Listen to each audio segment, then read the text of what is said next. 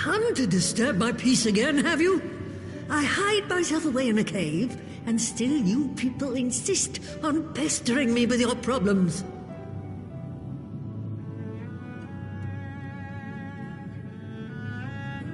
Oh, I mistook you for young what's-his-name, but I see now you're the sister.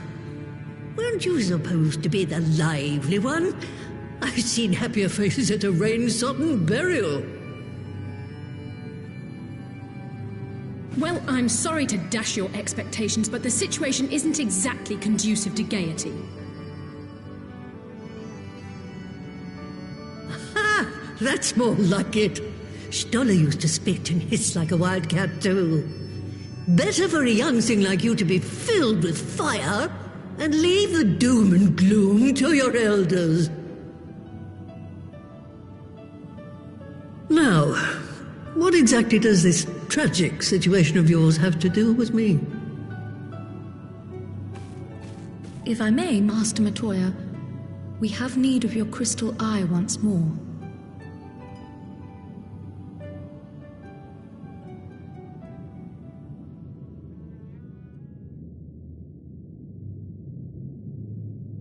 And Stoller is one of the afflicted, is she?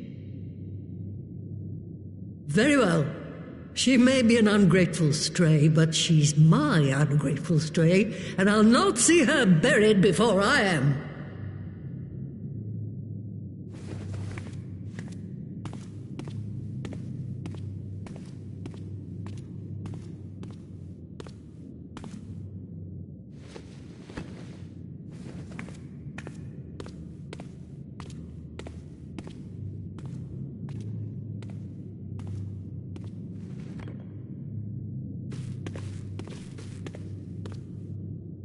Right, let us see what we can see. I'll begin from where our friends first fell, and cast my senses out from there.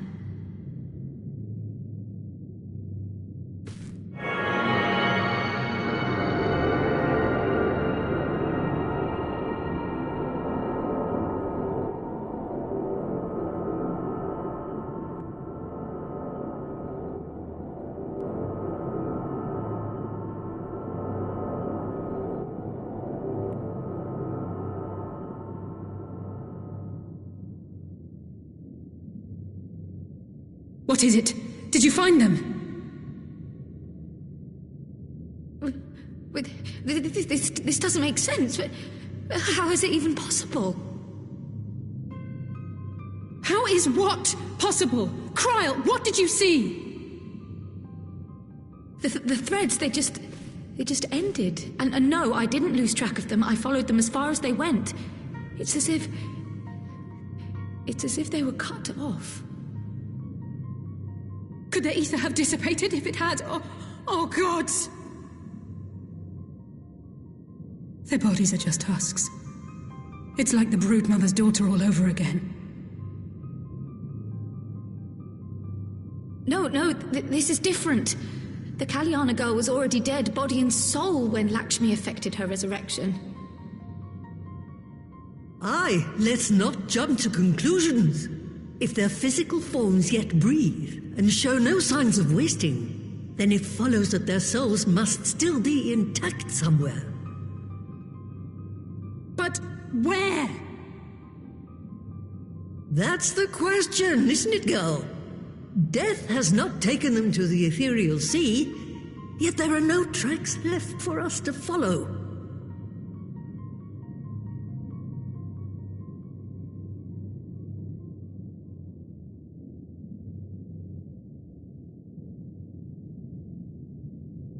We're no closer to an answer than when we started. But knowing their souls are still out there is progress of a sort. We just have to keep looking. Pray, excuse me a moment. Yes? I remember, but... What, to Alamigo? We're on our way. That was Lee's. Apparently, a group of Populares have defected to Alamigo, and Maxima, the envoy Alphino left with, is one of them. I'm sorry. I realize we've barely begun here, but... Go, child, go! You've made up your mind, and life's too short for dithering. I'll do some digging in the meantime and see if there isn't some other method we could use to continue the search. Let's be off then.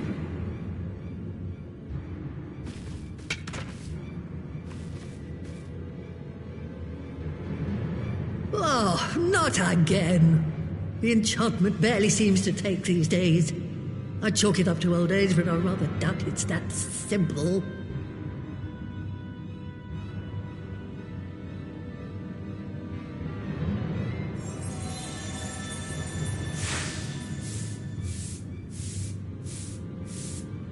Before they took ill, Y'shtola and Urianger were sharing notes on a thinning of the ether.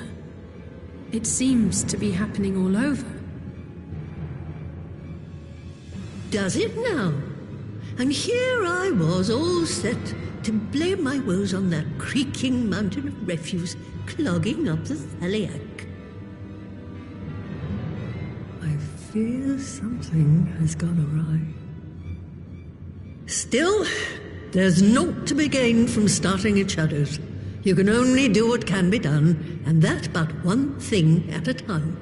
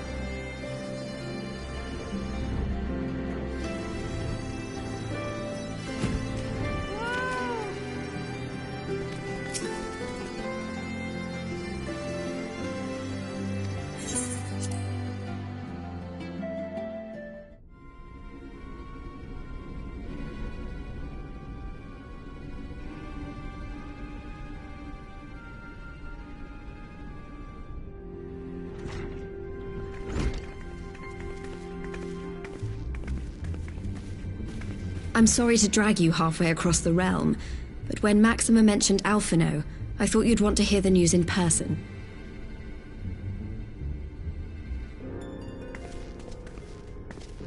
Ah, we meet again. Though I was hoping our reunion would be under more auspicious circumstances. What happened to my brother? Where is Alphino? Never fear, my lady. Your brother was in fine health when I took my leave of him, and I have no reason to assume that has changed. You assume? If you will allow me, I shall endeavor to explain events. Our troubles began not long after we departed Doma. While crossing the burn, we were fired upon by the Emperor's personal guard and forced to make an emergency landing. As we stumbled from the wreckage, our attackers fell upon us again, and we would have perished there and then were it not for the intercession of a third party, a band of mercenaries whose leader claimed to pursue a vendetta against the Ascians. This shadow hunter, as he styled himself, then escorted us out of the wastes to relative safety. Upon arriving back in civilization, I gathered my Populares colleagues and prepared to flee the Empire. Master Alphino, however, declined the invitation to join us, preferring to continue his investigation into the Ascian threat.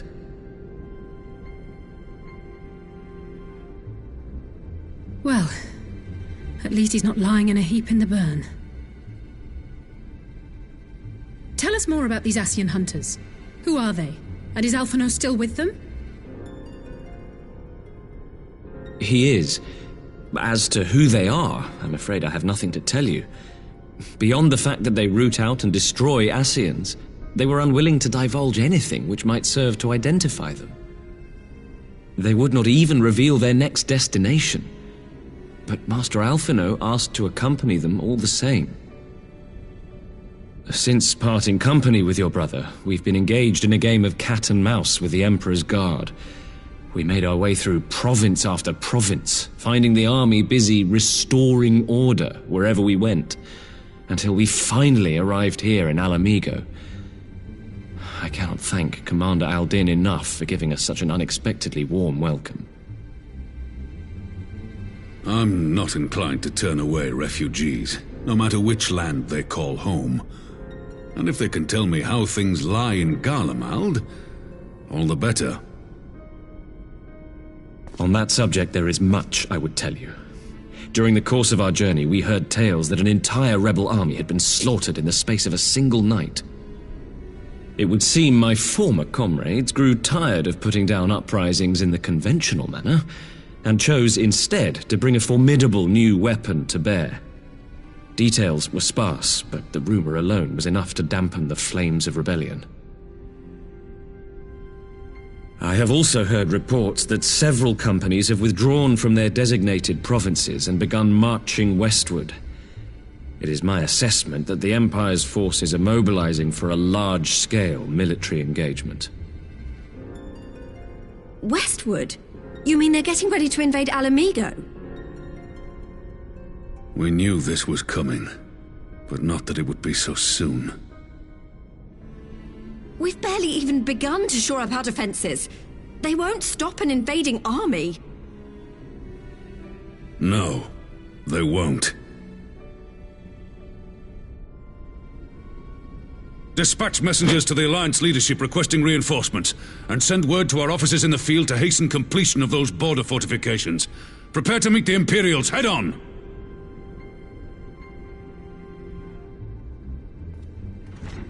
No matter how quickly we act, we still want for time. When the enemy comes into view, our best recourse will be to open negotiations with their commander, and see that the ensuing proceedings take as long as possible. Would you and Alize head to Doma and let Lord Hien know about this? I'm sure he'll want to hear about Alphino too. Consider it done. We'll send word when...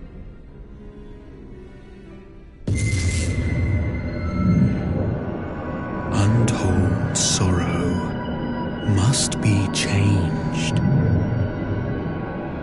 Ahead looms a calamity. Eon become instant. Throw wide the gates!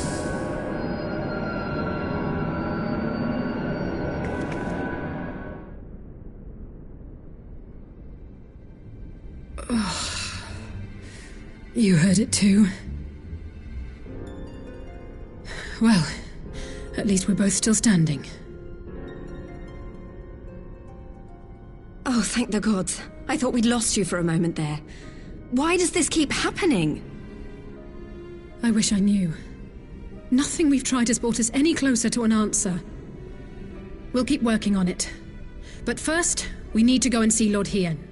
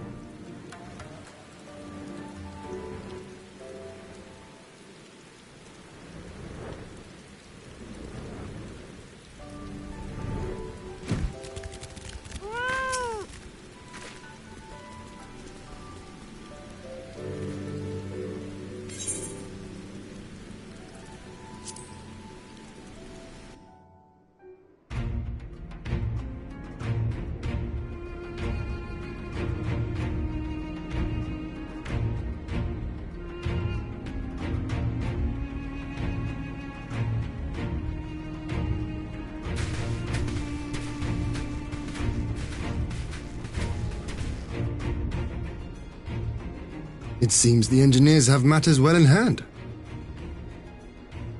Should the barrier work as we intend, Doma will be free to reinforce her allies in Alamigo without fear of weakening her own borders. Honored friends, the time has come to put your hard work to the test. Start the generator.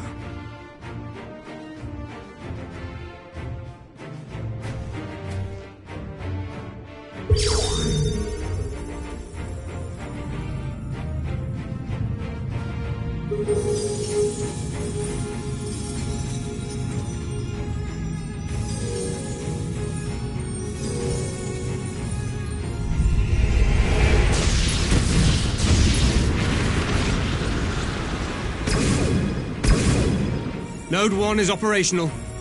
Nodes 2 to 8 are reporting similar energy levels. The barrier is forming.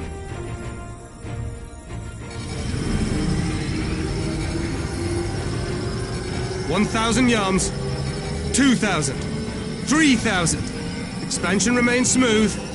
No fluctuations detected.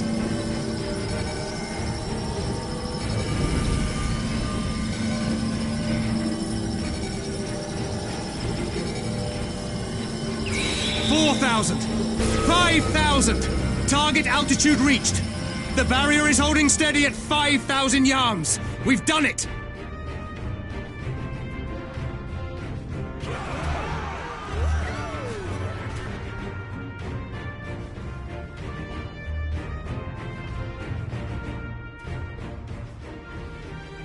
Is that an Imperial airship? Of all the rotten timing. But this is a gift, Mistress Alize. They can test our new wall for us.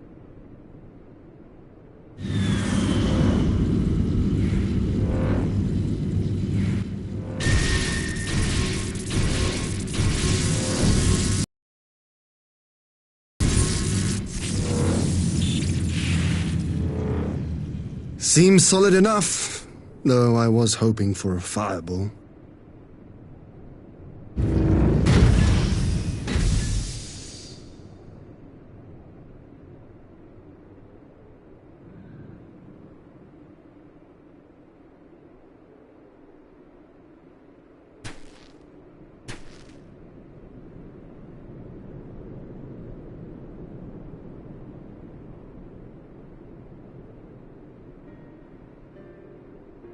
By the gods, it's Alphino. What are you? Let me go! He has my brother! Lower the barrier!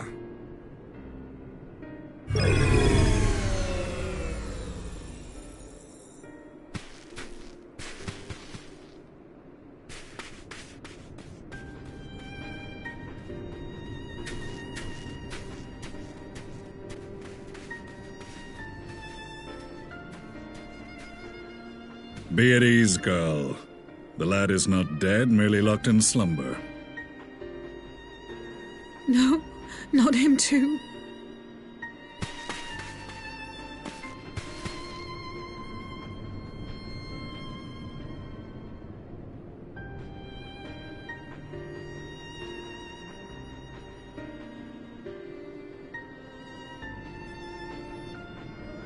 We could identify no cause and found no remedy. Thus I sought to return him to Doma, and into the arms of Lord Hien himself, it would seem. It is a day for fated reunions. Would you not agree, adventurer? Or should I address you as the Warrior of Light?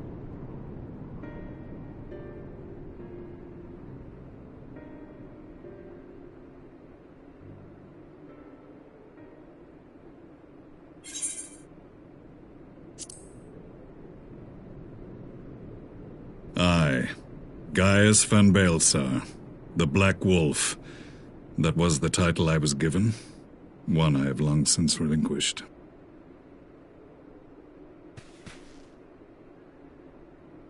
Stand down.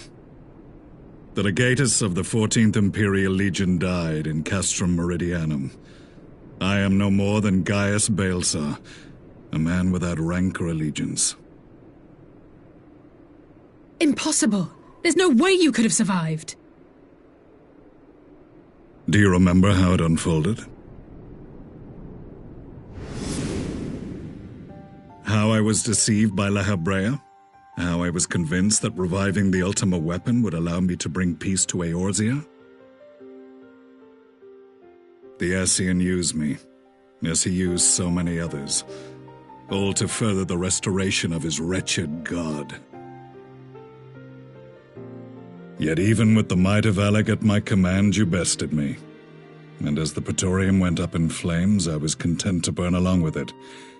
For a moment, at least. A moment of folly.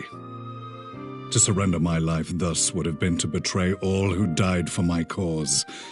It was for them that I dragged myself free of the rubble, and swore vengeance on the Ascians.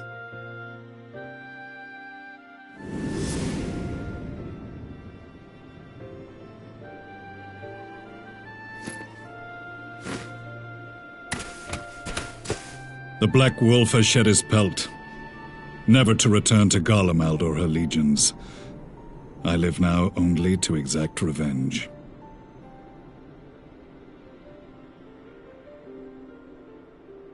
My principal quarry was to be La Habrea, whom I gather you have since ushered onto oblivion.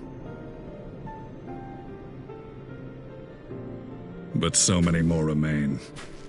Long as their kind lurked in the shadows, laboring to sow chaos throughout our world, I would see each and every one dragged into the light and put to the sword. Are the Scions not of like mind? In this single respect, perhaps. Then I shall continue the partnership the boy began, and share what intelligence I have acquired. Among the Ascians, the Black-Masked Ilk are subordinate to those who wear red. This you already know. Yet among the Red there exists a hierarchy. Those set adrift with the shards clearly stand below those still joined to the source. Nabriales, who once dared to intrude upon the Rising Stones, belonged to the former group, and while he was indeed a dangerous foe, his powers were inconsequential next to the paragons of the Source. The first was La Habrea, who plagues us no more. There is also the white-robed Elidibus, and the elusive Emmet Selk, about whom little is known. We have files on La Habrea and Elidibus, but I believe this Emmet Selk is new to us? As I assume my brother told you, we have evidence to suggest that an Ascian now walks in the body of the Crown Prince. Have you identified this interloper? Elidibus seems the most likely culprit. As emissary, it is his role to maintain the equilibrium between darkness and light. Your many deeds in Heideland's name have upset the balance, and I believe he seeks to restore it by throwing his considerable power behind the Empire. As a leader of the Ascians, he is one of our primary targets. It was on the trail of this very prey that the boy and I came across the scene of a failed uprising. In the absence of a single Garlean casualty, we inspected the bodies of the rebels, and the lack of any external injury drew my immediate attention. They had been slain by Black Rose, an alchemical invention of the Imperial Army. When I yet served as legatus, I ordered its production halted, and all stockpiles destroyed. Toxic gas is not a tool of conquest, but of extermination. Toxic gas? This must be the new weapon Maxima warned us about. Something deadly enough to sweep away all resistance in a matter of hours. Gods. You don't think they're planning to use this in Alamigo, do you? Put your fears to rest. We infiltrated the production facility and destroyed all existing stores of the chemical along with the plant itself. Even should they rebuild the operation, they will not soon manufacture another batch. Regardless, I would draw your attention to a directive we discovered in the plant's records. The document was marked with a recent date and authorized with the signature of one Zeno Galvas.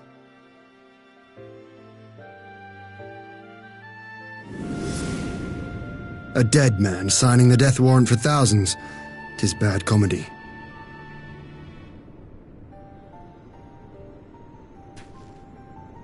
But the tale does not end there. Within that same facility was a chamber filled with devices of elegant design. Cloning technology, we realized. And what should we find in each and every incubator? But a young Emperor Solus.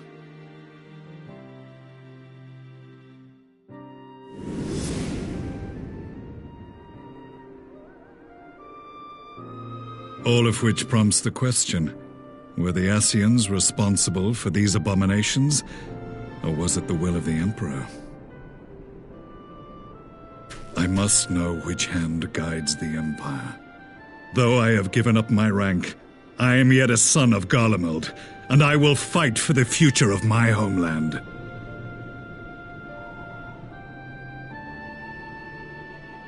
It is time I return to the hunting of shadows. We should focus on our common foe. To reopen old quarrels now would serve no purpose. You saved my brother's life, so I'm willing to let sleeping dogs lie. But in truth, it's not my decision to make.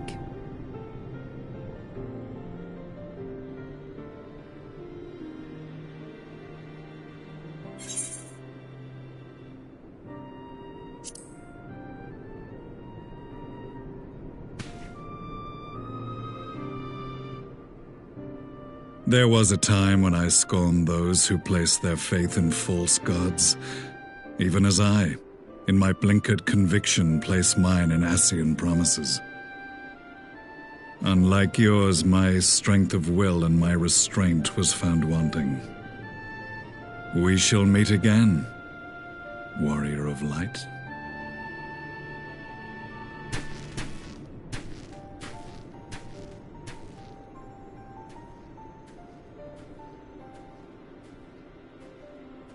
So that was the infamous Black Wolf.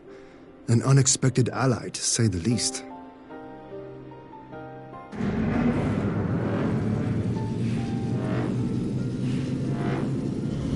Well, I am content to leave the fine-tuning of the barrier to cleverer minds. Let us bid our friends from the Ironworks farewell, and see what can be done for Alphino back in Dorma.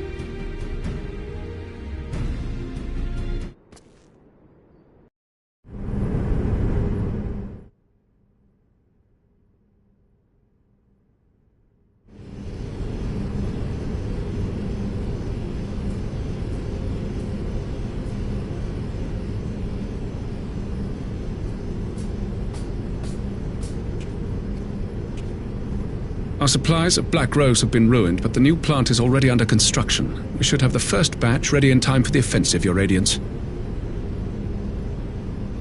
See that you do.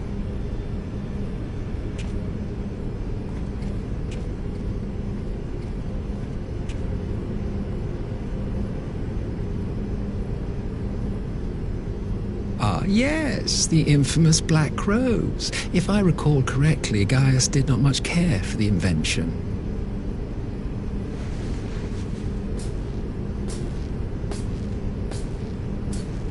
A ruthless and indiscriminate weapon indeed, this airborne poison. It seems you are capable of making decisions worthy of your bloodline. With no gift for sorcery, we Garleans must look to Magitech to even the odds. If it spares the needless deaths of our soldiers and serves the cause of this empire, there is no method I would not employ. How very noble of you. Truly, though, I must commend you for embracing your role as Emperor.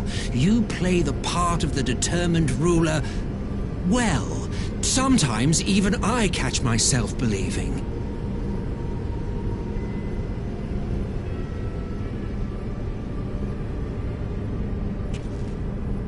A silent agent of death. Now that I think on it, Black Rose may well possess the perfect aspect. Slowly but surely, the deluge of light has worked upon the ether here in the source, and the gas should be most susceptible to its influence. Well, I shall leave you to your own devices. Go forth and bloody the land with your grand and glorious war.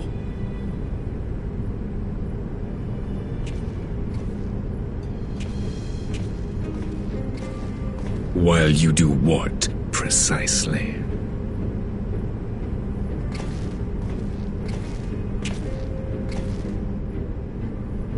Need you ask? I will be doing what all Ascians do. I am well aware that your kind exists only to usher in the next calamity. But you seem oblivious to the harm your singular agenda causes to the Empire.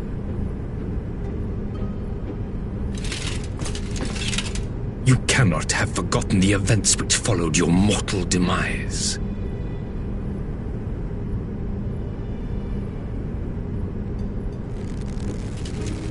Our homeland was plunged into civil war for your failure to name a successor. The edifice you so carefully constructed was but a hair's breadth from collapse.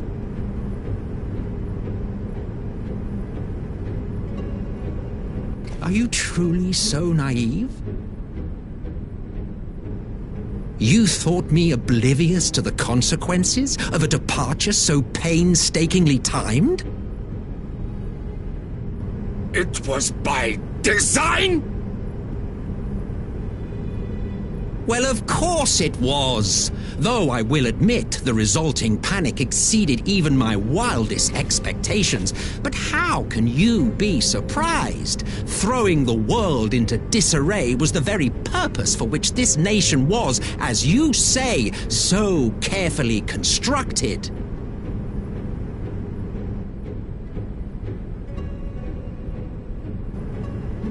Now, if you have no further questions, I must be on my way.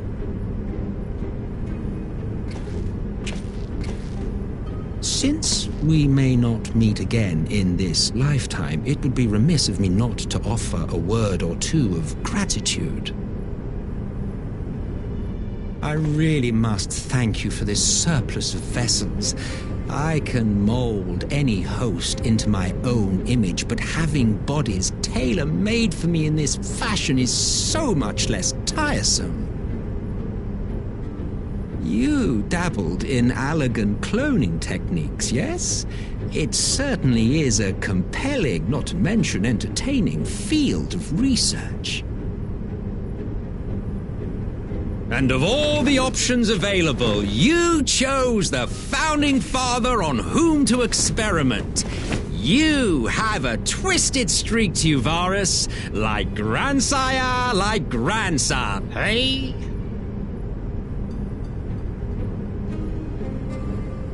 If events play out as planned, this will become something of a family enterprise. You will be the capstone of this world, I the anchor and shard, and together we will give the lie to this star's fraudulent existence.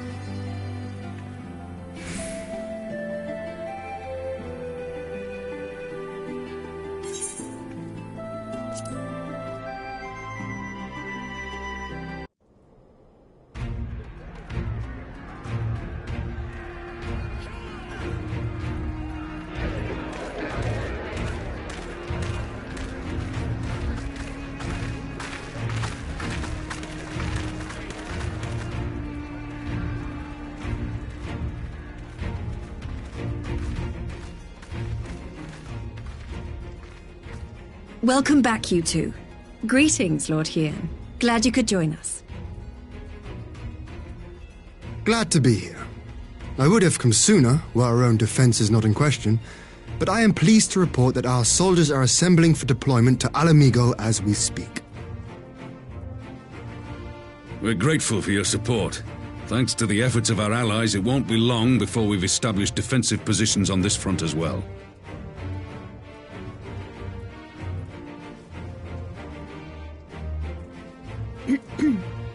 We have some good news too. Alphino has come back to us. As for the bad news,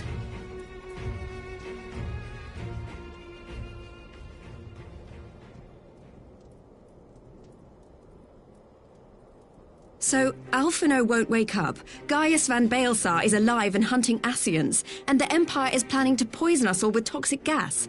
Does that sound about right? Ordinarily, any one of those things would have left me in shock. But the way things have been lately, it's all starting to seem pretty normal. Getting back to your report, are we sure this Black Rose is the weapon Maxima was talking about? It fits the description. And it seems we have Alphino to thank for sparing us an early demonstration of its effectiveness. I have a feeling this won't be the last time his bravery in the Empire will serve us here in Eorzea. The threat of an unknown weapon has had us all on edge. But now that we know what we're dealing with, we can take steps to defend against it. As for Gaius, I'm not sure what to think. Am I happy he's alive? Not in the slightest. Am I happy he's hunting Ascians? Aye, I'd have to say I am. Oh, speaking of Garleans you didn't expect to see, we have a tale of our own, as it happens. When we sent envoys to the Imperial Army to request talks, they returned with the message that Varys Zos Galvus would be attending.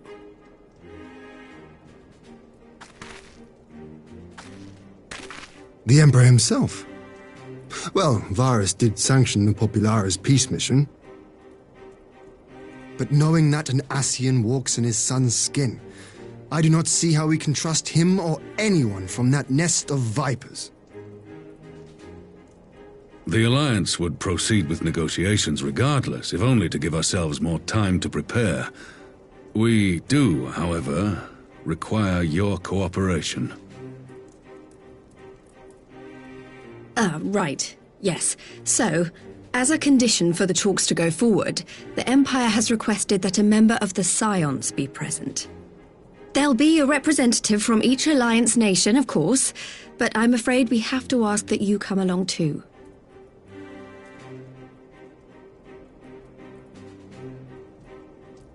God, Lise, you know how much I hate politics.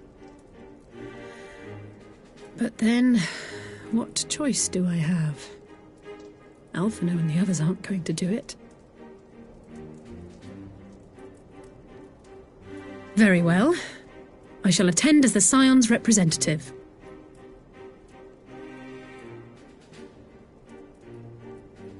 In case you're wondering why I didn't ask you, the Empire also requested the presence of Eorzea's champion.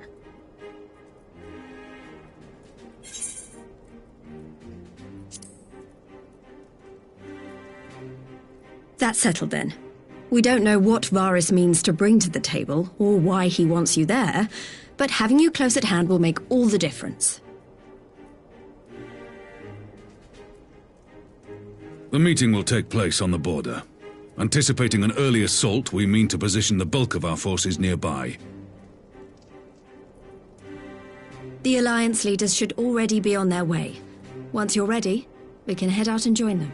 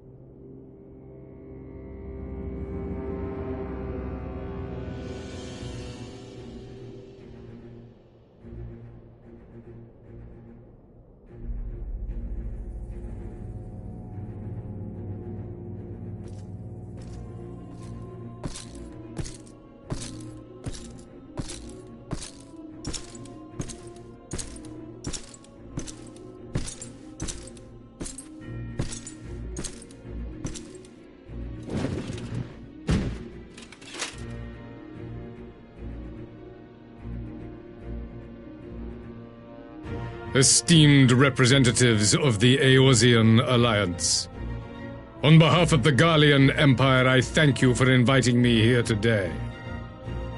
As this parley was convened at your request, I invite you to speak first. Very well, Your Radiance. I, Nanimo Ulnamo, 17th in the line of Ul, should be pleased to oblige you. As recent events in Alamigo and Doma have made plain, the subjugation and exploitation of neighboring nations is not a sustainable policy. Should this day end in war, you may very well defeat us, but you will never extinguish the people's desire for freedom. Though it may not be in our lifetime, there will be another revolution, another war, and the cycle will continue. Doma has entered into a concord with the nations of Eorzea, a partnership wherein we recognize one another as equals. Garlemald could be afforded similar treatment. You need only set aside your ambitions and join us in paving a path towards peace.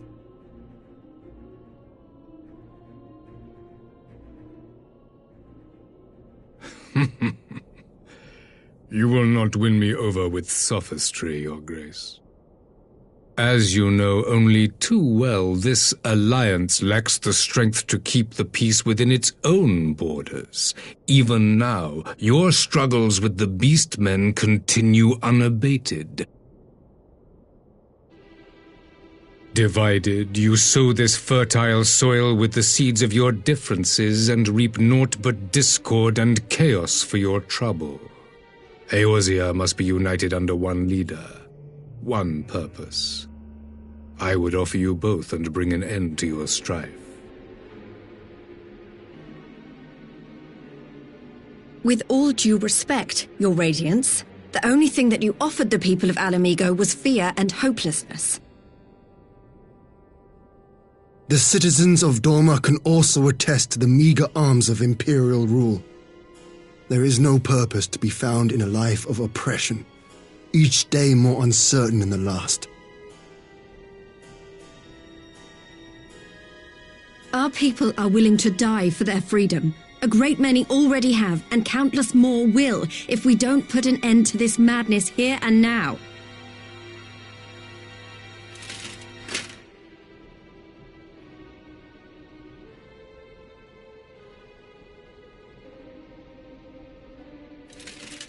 We brought order and stability to your lives. This madness and bloodshed is of your own making. You broke the peace, not Garlemald. Peace. Order. You kill our peoples, despoil our lands, take everything that is ours. And what? You expect us to lick the boot that grinds our faces into the dirt?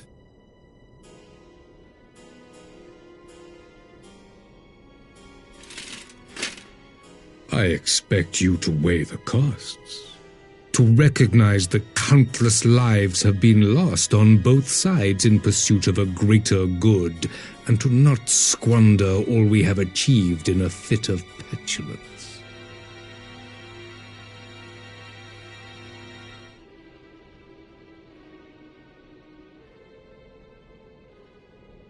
Your Radiance, I fear I can personally attest to the dangers of pursuing one's vision with such righteous fervor.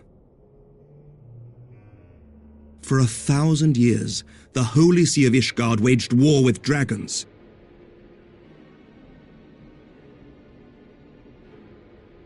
A 1,000 years of sacrifice, of sorrow and hate, in which we bathed in the blood of friend and foe alike. Had it gone on any longer, we may well have drowned.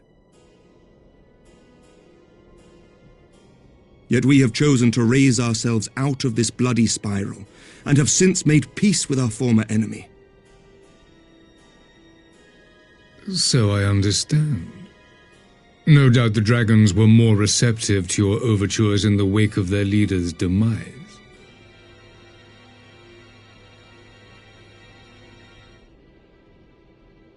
You speak of peace, yet use war to achieve it. Your father would not have bothered to obscure his intent with honeyed words. He understood that strength is all that matters in the end.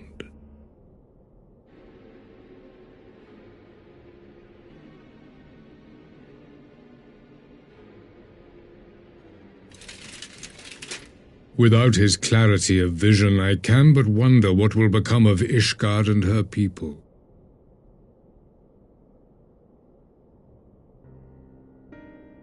There was a time when Garlemald too lacked a leader of conviction. Weak and unable to wield magic, we were at the mercy of the strong from whom we sought refuge in the bitter cold of the north. Were it not for the discovery of ceruleum and the subsequent development of Magitech, we might never have gained the power to take back that which was rightfully ours.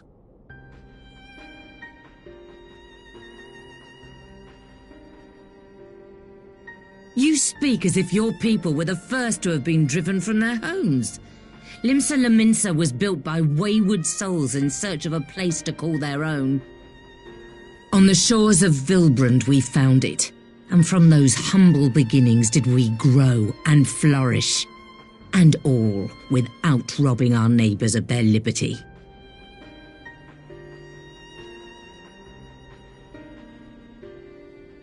So saith the pirate. Am I to believe that you simply asked the kobolds to yield up their lands and that they were happy to oblige you? That you did not drive them out like rats in the hold of one of the many ships seized by your privateers?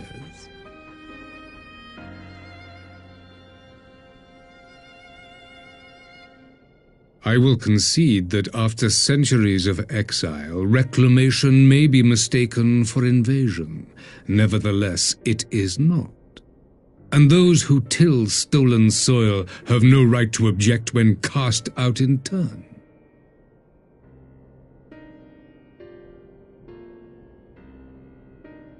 Your uncompromising nature rivals that of the Ixal. They too lament circumstances which they themselves perpetuate. Were they but to embrace peace, we would welcome them with open arms. Indeed, some few have done just that, and now receive of the Twelve's Wood's bounty. Would that your people might learn from their example.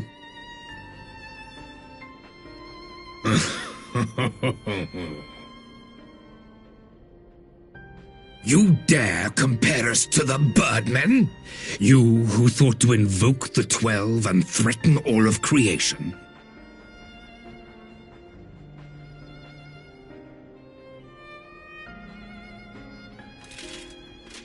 I came here in the hope of finding some speck of common ground, but I see now these discussions will accomplish nothing. Despite what you people may believe, I am not wont to choose the sword over the olive branch. 'Tis but a pity men are loath to accept one without first being shown the other.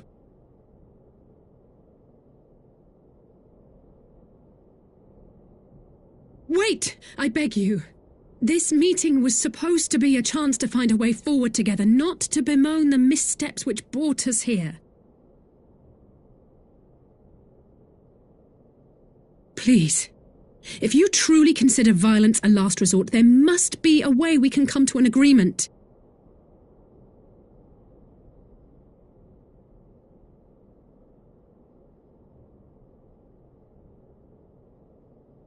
As Mistress Alisaie says, we did not come here to bicker over the past, but to discuss how we might strive towards a brighter future.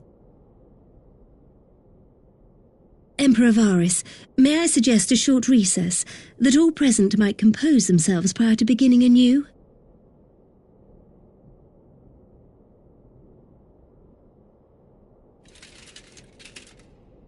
Very well. I pray this intermission will suffice to move these talks in a more constructive direction.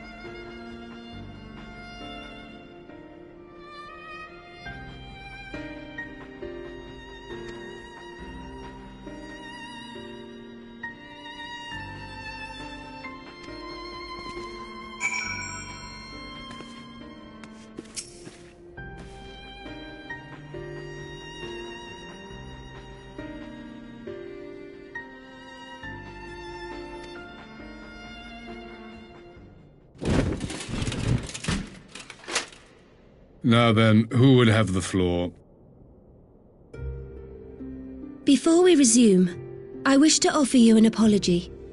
After you graciously accepted our invitation to discuss an armistice, we have done naught but rebuke you at every opportunity.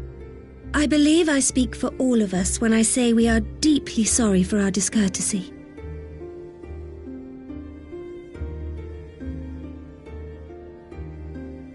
I'll admit your familiarity with our affair surprised me, and served to remind me how little I know of yours.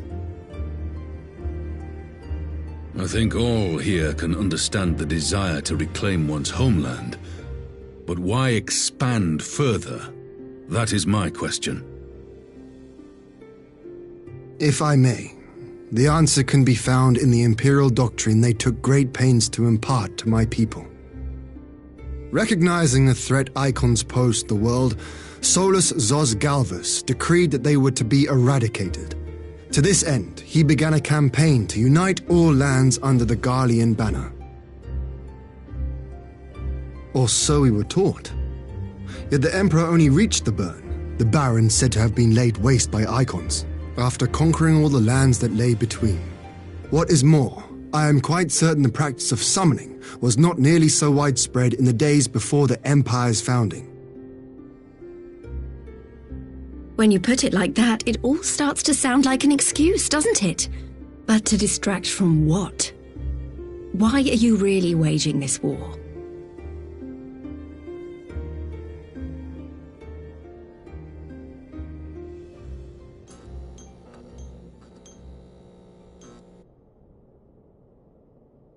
Finally, you ask the right question. I can but hope you heed mine answer and at last accept the righteousness of our cause. My goal is this: to return the world to the way it once was, the way it was always meant to be. In doing so, mankind will be made whole once more.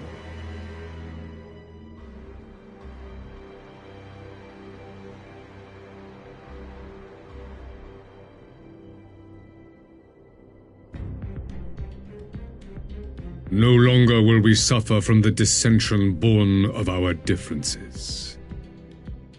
There will be but one race, a perfect race, as we were when time began. What in Rolga's name are you talking about? I am talking about the origins of the star, of the source and its 13 reflections. At the instant of the great sundering, 'twas not only the world that was shattered, but mankind itself. Thus were we divided into myriad races, each with its own unique imperfections. That is why man looks upon his neighbor and feels fear and hatred, why he wages war, why he kills his brother. You all in your own way have proven as much today. The peace you seek is but a fleeting solution to a fundamental problem. One which calls for more drastic measures.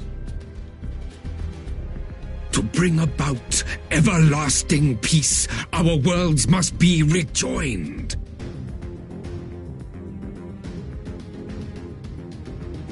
That is the goal the Empire would see realized, the glorious future unto which we shall one day shepherd mankind.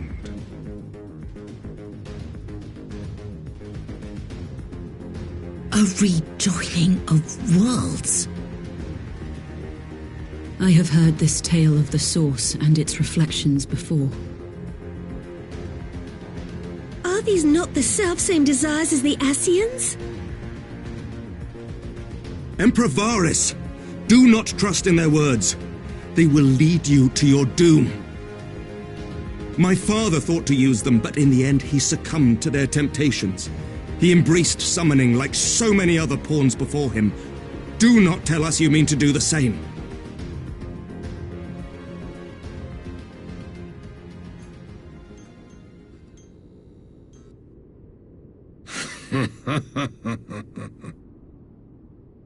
To be a pawn, free from the burden of choice, would be a blessing.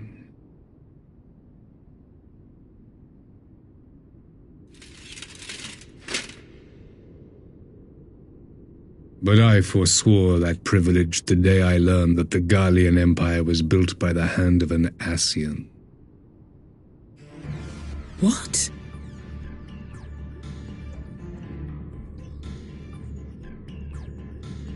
Yes. My grandsire, the former emperor, is of their number.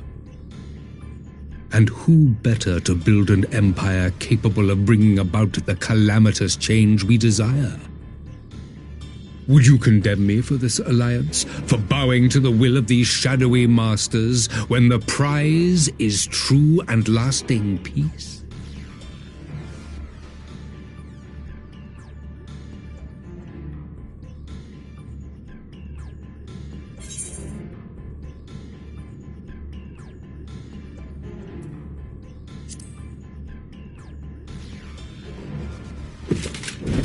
I come not to conquer, but to liberate, to free man from the prison of divergence. Imagine a world united, one perfect race beneath a single standard.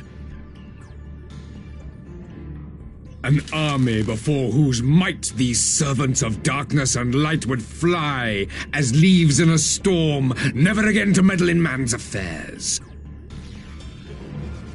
We would be the masters of our own fate. I bid you join me, not as subjects of Garlemald, but of a new nation. And together we shall win freedom for ourselves and generations yet unborn. You want to trigger another half-dozen calamities? You can't be serious!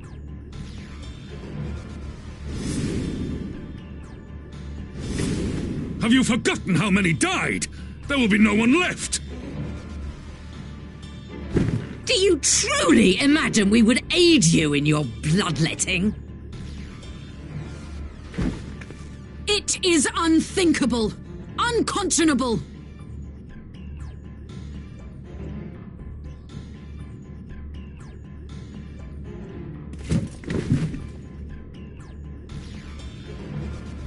And what is the alternative? To be as cattle waiting for slaughter? I would have us work together that we might take fate into our own hands.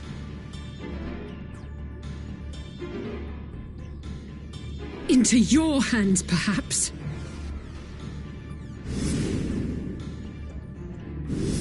But what of the other worlds, your radiance? With every calamity, you obliterate a star and every soul that dwells on it. To the Ascians, we are all but tiny, momentary specks within an indifferent universe. We cannot hope to oppose them until we have been made whole once more.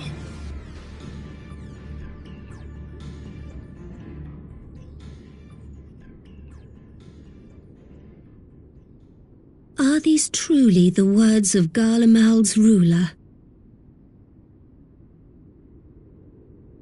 The flaws and foibles which you so abhor are what make us who we are. Every nation, even yours, Emperor Varys, is made whole through the combination of these imperfections, the strengths of one compensating for the weaknesses of another. While it is true that man succumbs all too often to anger and avarice, he may yet overcome his baser instincts through the forming of bonds with others, fostering community and cooperation.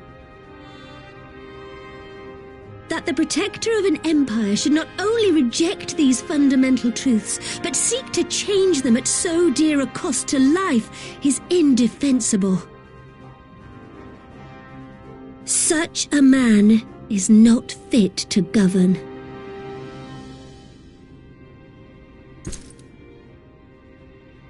And you, warrior of light, would you refuse me as well?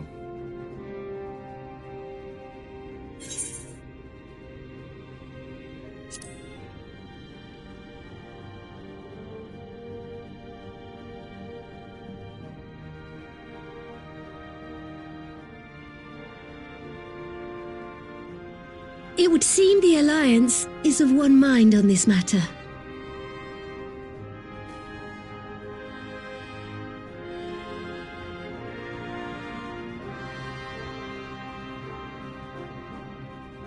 You Eorzeans never cease to disappoint me. Though I suppose I have only myself to blame for expecting more from savages. This discussion is at an end. I bid you make ready for our next meeting. It will not be at the negotiating table.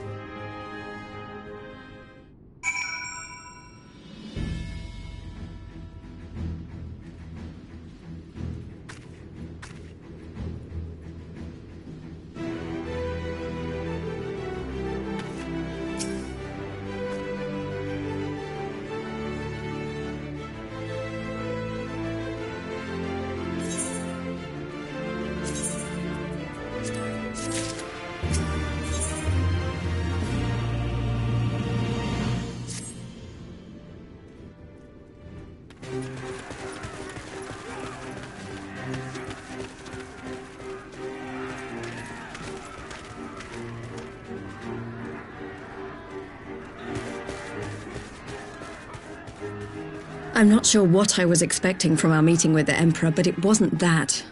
Still, at least we know now what he's really after. Aye, a future built on a mountain of bodies. I too want the Ascians dead, but not at any cost. The last of the reinforcements from Dorma arrived not long ago. I pray it will be enough. Given the Emperor's stated goal, this is a battle we can ill afford to lose.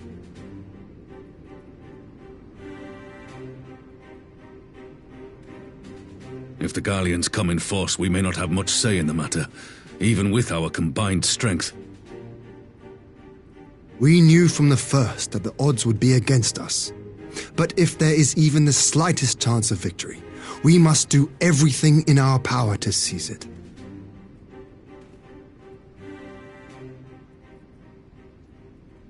We must seize it, full stop. Hear, hear!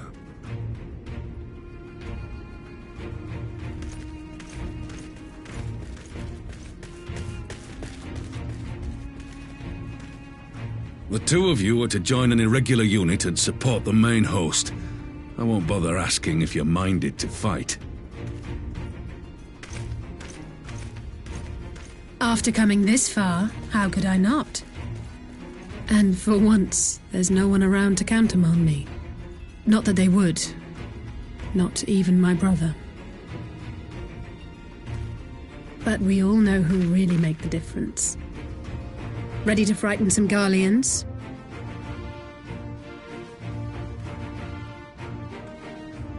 I wouldn't want to be on their side. Might I ask you to accompany the Dorman contingent? They are strangers here, and your presence would do much to raise their spirits.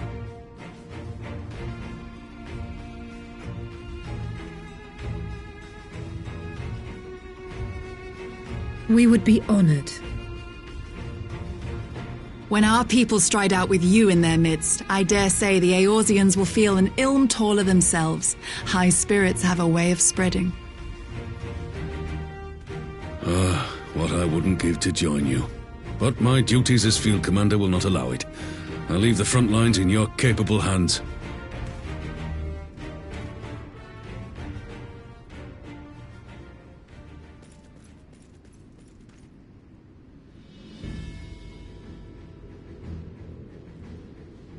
Comrades, ready your arms. The hour of battle has come. May the crystal guide us to victory!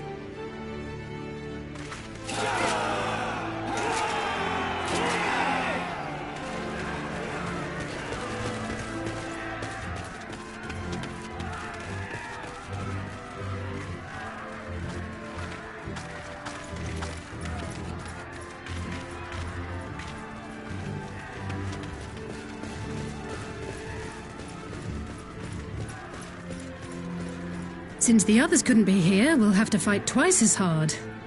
If Alphinaud wakes to find the Imperials have won, I shall never hear the end of it. It's strange. I thought I would be terrified when the fighting started. I should be terrified. But with you at our side, I can't help feeling everything is going to be all right. So please, don't you dare leave me alone.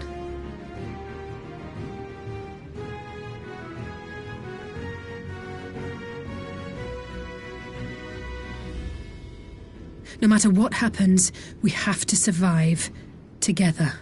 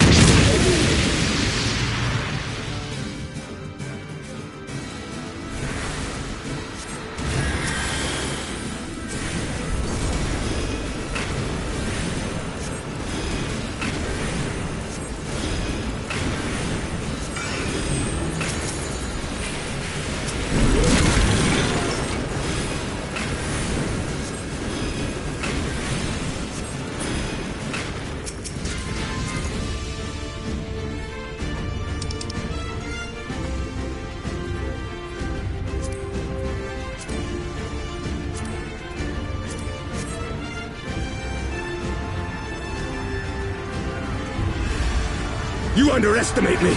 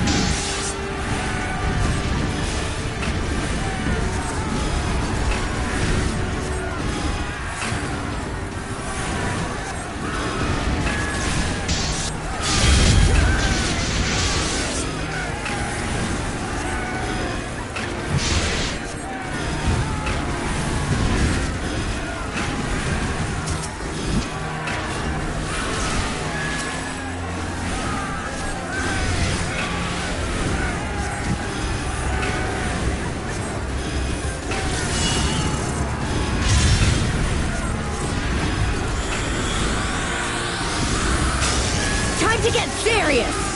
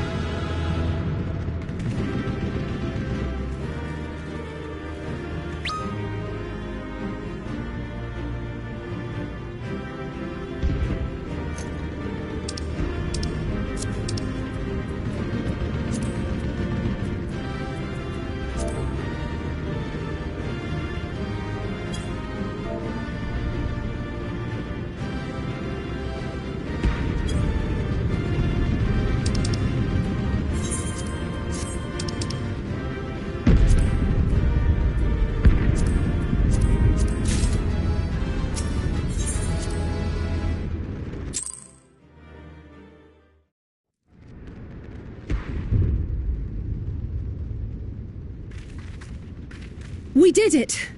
I dare say they'll be reeling from this. You were truly inspiring in battle, my friend.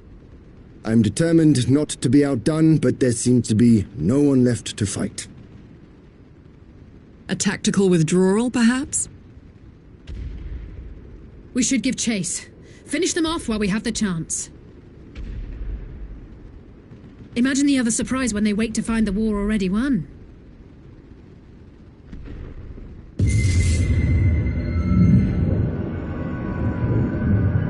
The light will expunge all life. Only you can forestall the calamity. Throw wide the gates. No! No! No! Not like...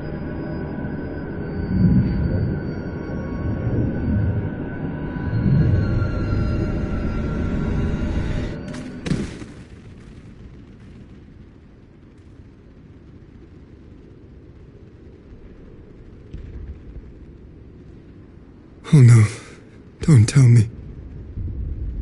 Are you all right?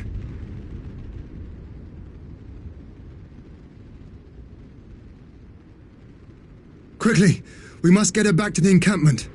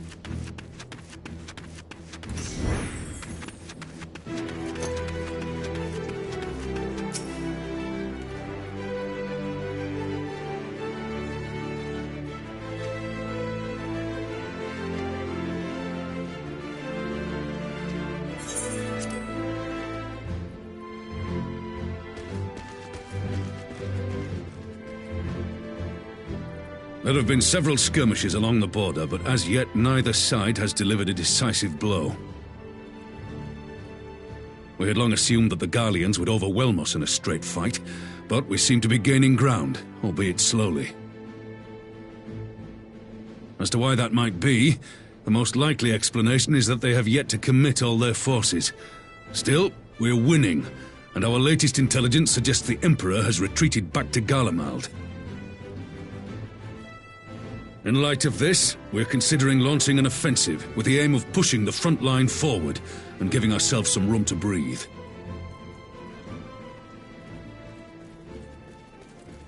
Commander! The Imperials! They've broken through our defenses to the east! What? Our scouts say their forces are being led by Lord Xenos. Lord Heian and Commander Hext have taken their troops to provide support, but we don't know how long they can hold out. So, they've been biding their time, waiting for his arrival, have they?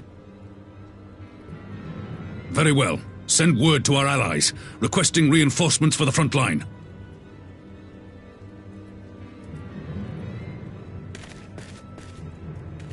Should the worst come to the worst, I may need to enter the fray myself.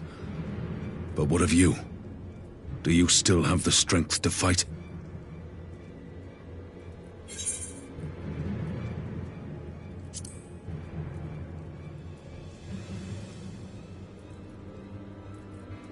Much obliged. Given the choice, I'd take you over 100 soldiers.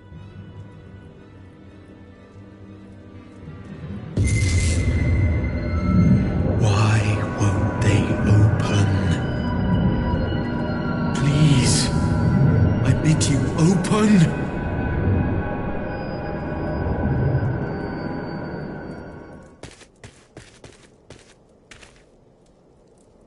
What's wrong? Is it the voice again? Are you sure you're in a fit state to do this?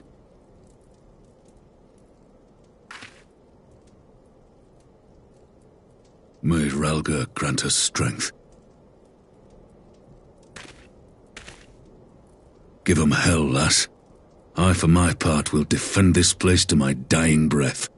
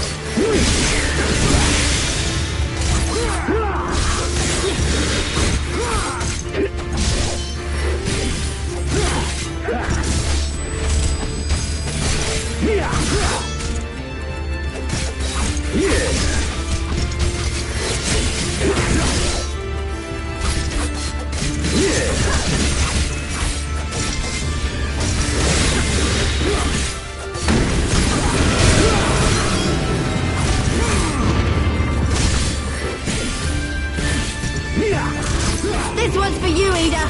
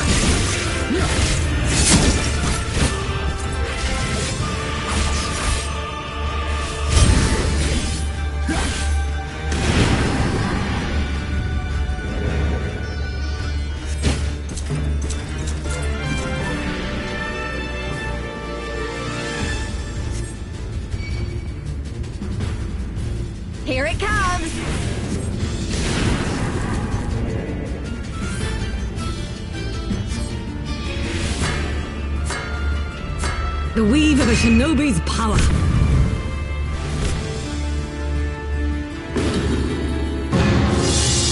The art of my forebears.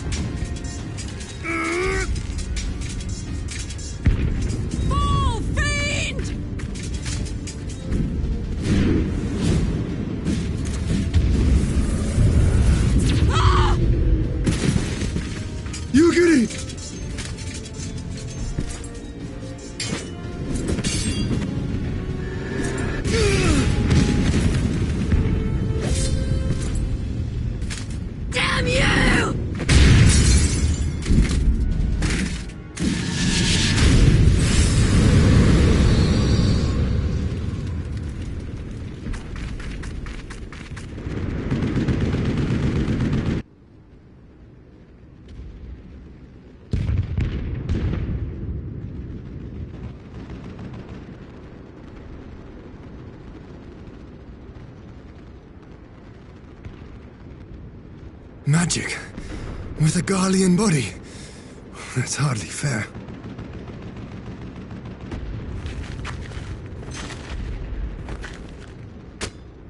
Still, he must be stopped, no matter the cost.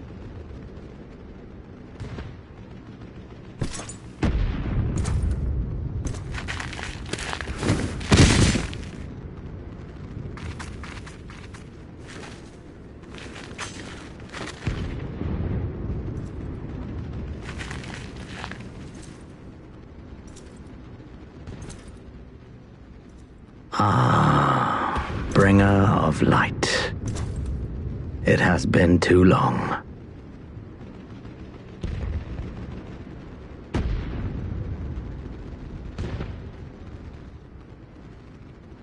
No words to mark our reunion? So be it. Equilibrium must be restored, and only your death will redress the balance.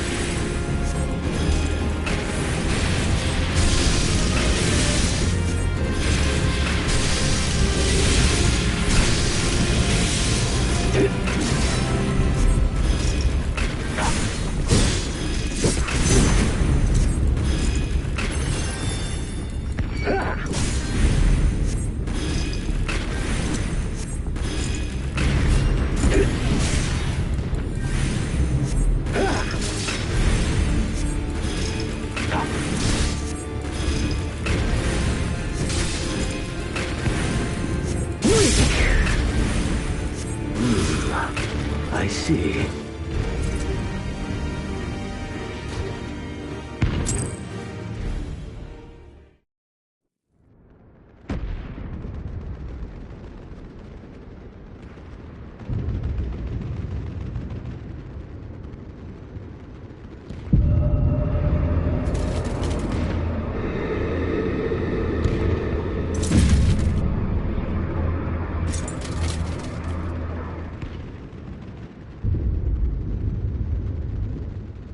Your mother chose her champion well. Yet, for all your strength, you will still fail.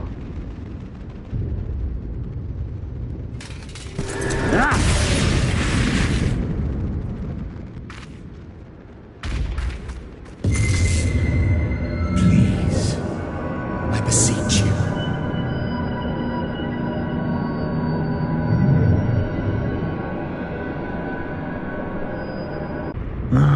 Someone calls to you.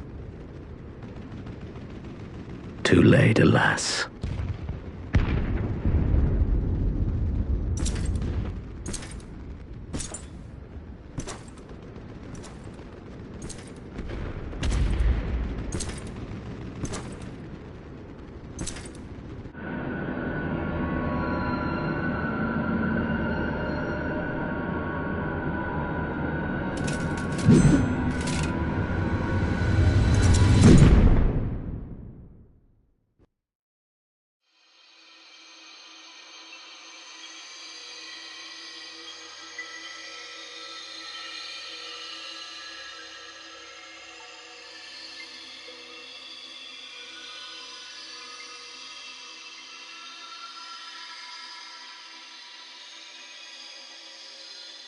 At last, I found you.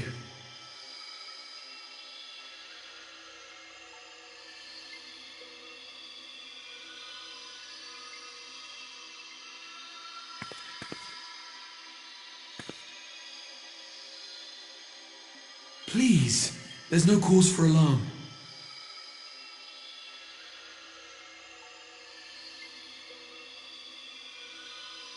Though, I confess, this is not where I had intended to meet.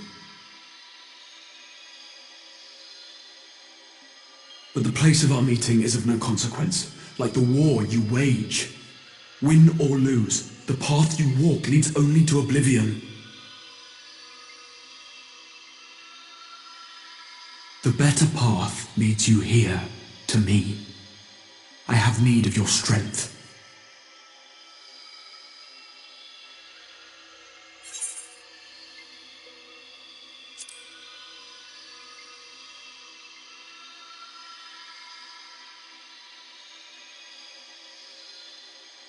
I'm afraid such questions will have to wait. We have precious little time, and your work is not yet done.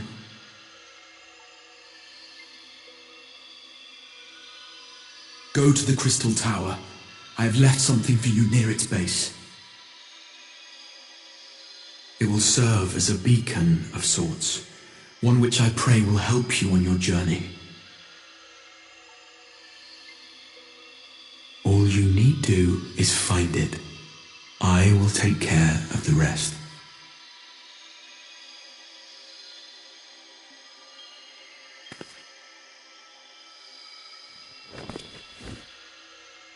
Soon we will throw wide the gates,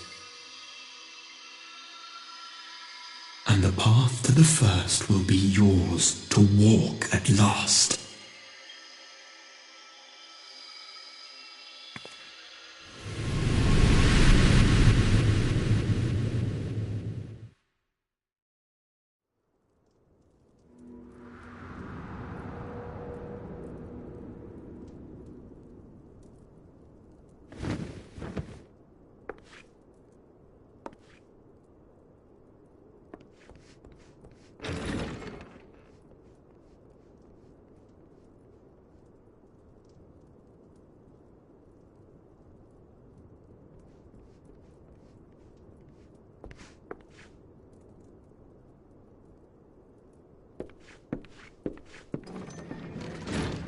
You're awake.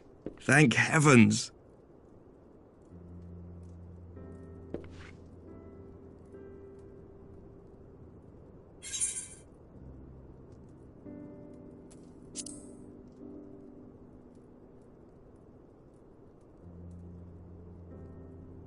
I see you recall that much, at least.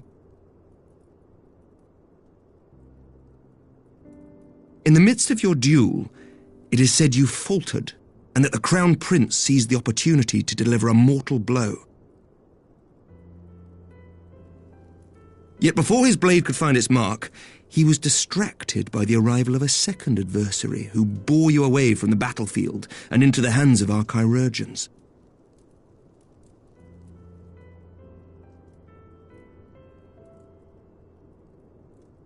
Lest you wonder, he left before you awoke.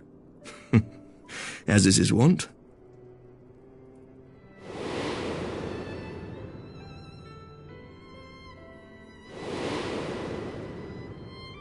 Estinian never was one for emotional farewells.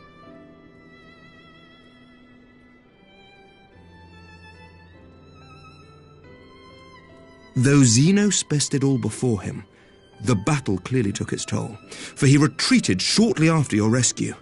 Seeing this, the remaining Imperial forces decided discretion was the better part of valor and pulled back, allowing us to re-establish our position. We have since received word of renewed unrest in the provinces, doubtless inspired by the efforts of the Eorzean Alliance and our Far Eastern allies. Nor does the good news end there. We have also come into possession of intelligence suggesting unrest within the Imperial Court. This would certainly explain why both the Emperor and Lord Xenos appear to have abandoned the fight. A long-awaited ray of hope in these dark times.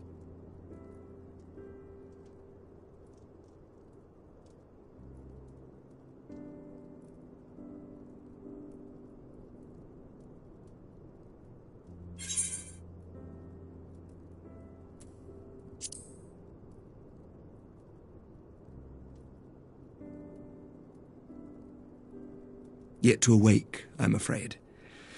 But please, concentrate on your own recovery for now. You have carried the hopes of some half-dozen nations, and we are all eternally grateful for your efforts. But no one is without their limits, not even you. Leave this fight to us, my friend. You have earned your rest.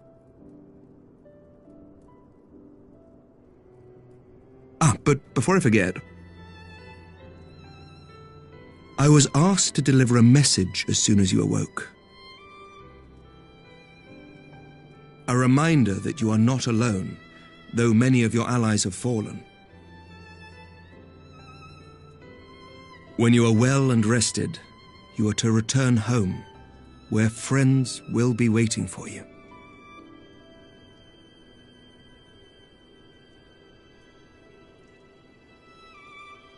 Now, if you will excuse me, I must return to the front.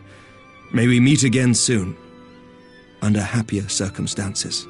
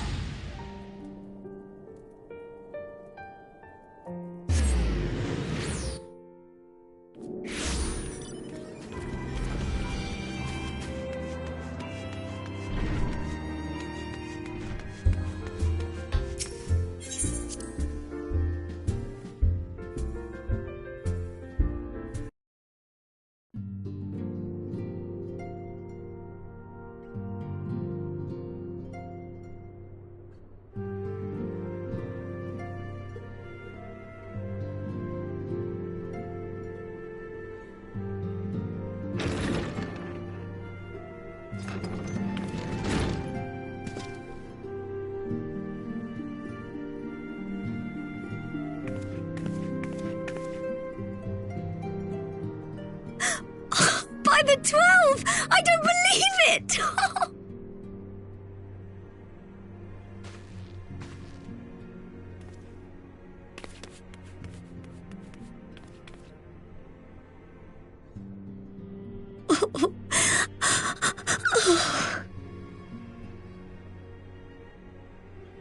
I rushed back as soon as I could.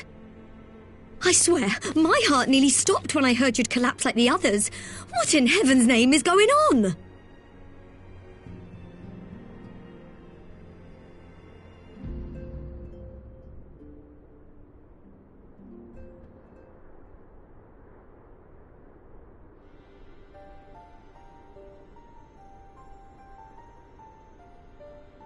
Win or lose, the path you walk leads only to oblivion.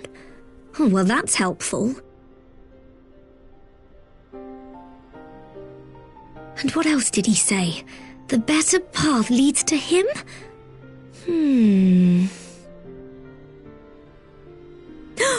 If his is the voice you've all been hearing, perhaps the others are with him. Sir Emmerich said the fighting had reached a stalemate, didn't he? But if that monster masquerading as Xenos comes back... Thancred, Y'shtola, Urianger, Alphino, Alize. You're going to need all of them on your side to defeat him.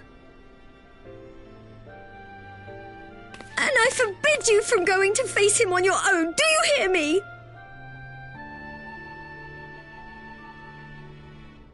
So if you must leave, go and find the others. Bring them home.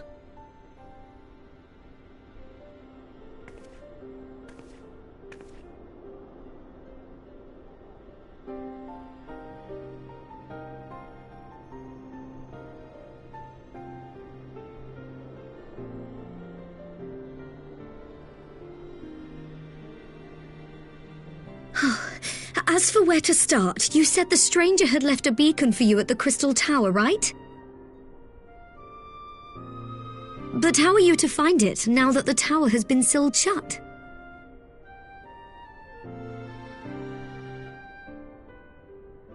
There has to be a way. If anyone would know, it's Sid and the researchers of St. Coinac's find. Don't you worry, we'll find that beacon for you.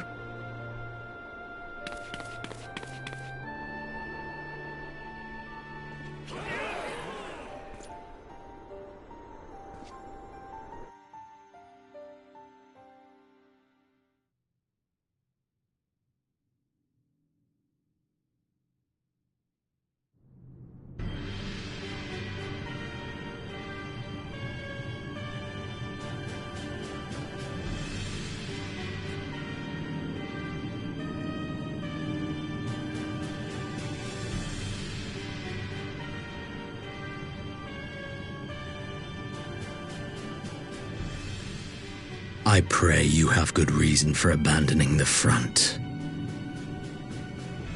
How could I remain there while the rumor that my son is possessed by a demon spreads like a sickness here at home?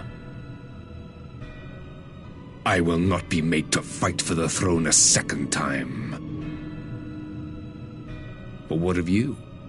Did you not tell me you would destroy Eorzea's champion with the ease that one might swat a fly?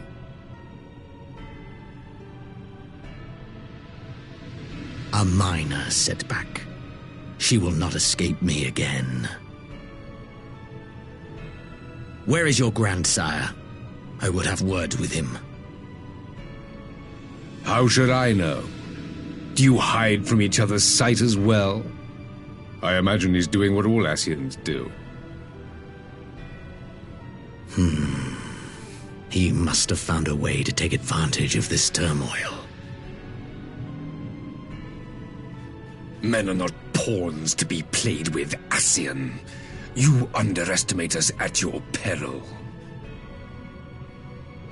This war will not be decided by you and yours. Man must choose his own fate, and I, for my part, will do all within my power to see Garlemald emerge victorious.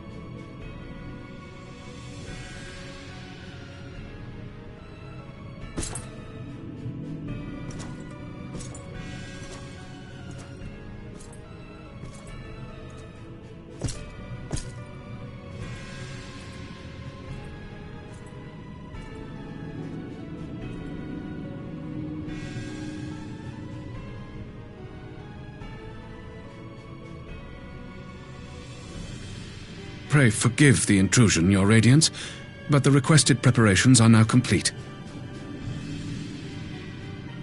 We stand ready to begin production of Black Rose upon your order.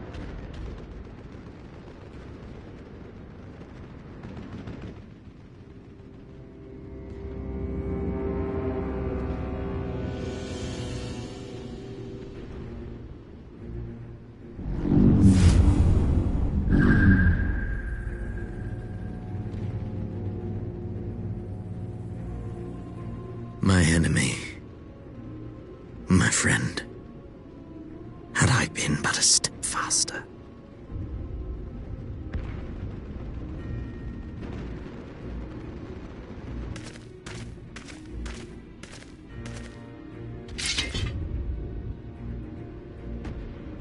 Bloody savages!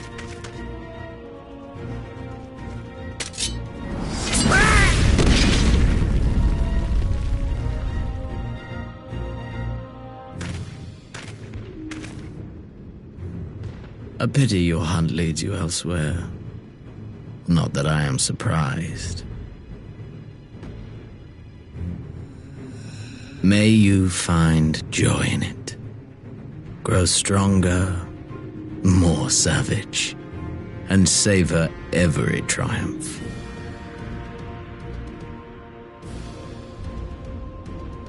In the meantime, I will reclaim that which is rightfully mine.